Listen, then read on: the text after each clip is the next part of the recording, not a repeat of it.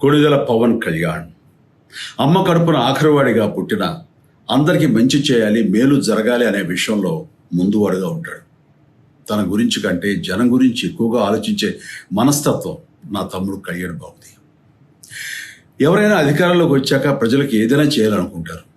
కానీ కళ్యాణ్ తన సొంత సంపాదనని కౌలు రైతులు కన్నీళ్లు తుడిచేందుకు ఖర్చు పెట్టడం, సరిహద్దు దగ్గర ప్రాణాలొడ్డి పోరాడే జవాన్ కోసం పెద్ద మొత్తం అందివ్వటం, అలాగే మత్స్యకారులు ఇంకా ఎందరికో తాను చేసిన సహాయం చూస్తుంటే ఇలాంటి నాయకుడు కదా జనాలకు కావాల్సింది అనిపిస్తుంది. ఒక రకంగా చెప్పాలంటే సినిమాలోకి తను బలవంతంగా వచ్చాడు, రాజకీయాలు మాత్రం ఇష్టంతోనే వచ్చాడు.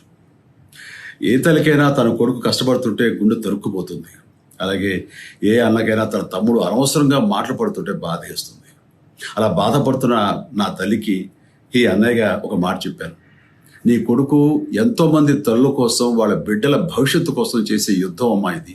మన బాధ కంటే అది ఎంతో గొప్పది అన్నాను. అన్యాయాన్ని ఎదిరించకుండా మౌనంగా ఉండే మంచివాళ్ల వల్లనే ప్రజాస్వామ్యం మరింత నష్టం అని నమ్మి జనం కోసం జన సైనికుడయ్యాడు.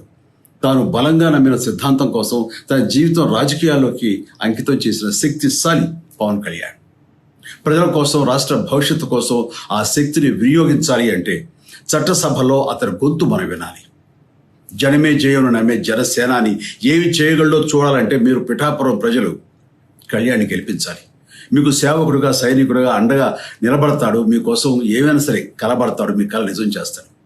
పిఠాపురం వాస్తవ్యులకు మీ చిరంజీవి విన్నపం. గాజు గ్లాసు గుర్తుకి మీ ఓటు వేసి పవన్ కళ్యాణ్ని గెలిపించండి. జై హింద్.